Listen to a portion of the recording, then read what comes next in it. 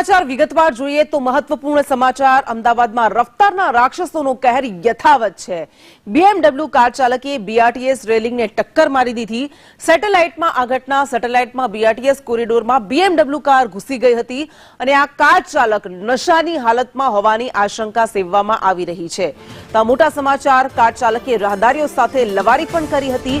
અકસ્માતના CCTV footage પણ સામે આવ્યા છે। પોલીસે ઘટના સ્થળે પહોંચી તપાસ હાથ ધરી છે। આ એવા રફતારના રાક્ષસો છે કે જેવા અનેક લોકોના જીવ પણ લઈ ચૂક્યા છે, અનેક નિર્દોષ લોકોને જીવ લઈ ચૂક્યા છે નિર્દોષ લોકોના। અને વધુ એક વખત આ ઘટના અમદાવાદમાં રફતારના રાક્ષસો સુધરી નથી રહ્યા, એ બીજાના જીવ જોખમમાં મૂકી રહ્યા છે। આ કાર ચાલક કે જે BRTS ટ્રેકમાં રેલિંગમાં ઘૂસી ગયો હતો, રેલિંગ તોડી નાખી હતી અને નશાની હાલતમાં હતો, તેણે રાહદારીઓ સાથે લવારી પણ કરી હતી। તેમાં કોઈ ડર નથી તે સ્પષ્ટપણે દેખાઈ રહ્યું છે। અકસ્માતના CCTV ફૂટેજ પણ સામે આવ્યા છે। સદનસીબે આ ઘટનામાં કોઈ જાનહાનિ નથી થઈ, પરંતુ આ પહેલાની ઘટના આપને યાદ હશે, તથ્ય પટેલ કે જેણે અનેક યુવા જિંદગીઓને બરબાદ કરી નાખી હતી, તેમના જીવ લઈ લીધા હતા। તે પહેલા વિસ્મય શાહની એ ઘટના કે જેણે 2 યુવકોના જીવ લઈ લીધા હતા અને એ દરમિયાન વચ્ચે તો બનેલી અનેક એવી ઘટનાઓ કે જેમાં આ કાર ચાલકો રફતારના રાક્ષસો નિર્દોષ લોકોના જીવ લેતા રહે છે।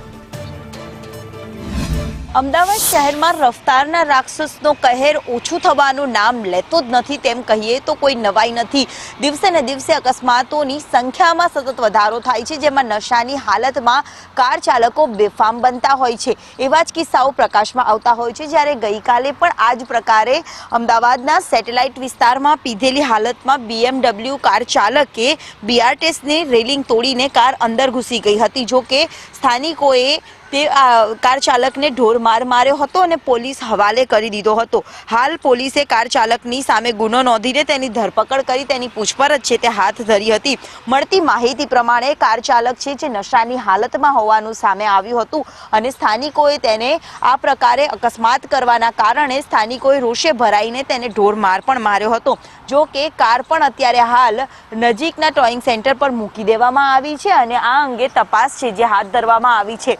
અમદાવાદમાં સતત કાર ચાલકો બેફામ ડ્રાઇવિંગ માટે હંમેશા વિવાદમાં રહ્યા છે, પરંતુ હવે તો દારૂ પીને આ પ્રકારે કાર ચલાવી અને લોકોના જીવને જોખમ આપવું તેવા કિસ્સાઓમાં પણ સતત વધારો થઈ રહ્યો છે। કેમેરામેન મનીષ વાણિયા સાથે દિવ્યા ચૌહાણ, સંદેશ ન્યૂઝ, અમદાવાદ।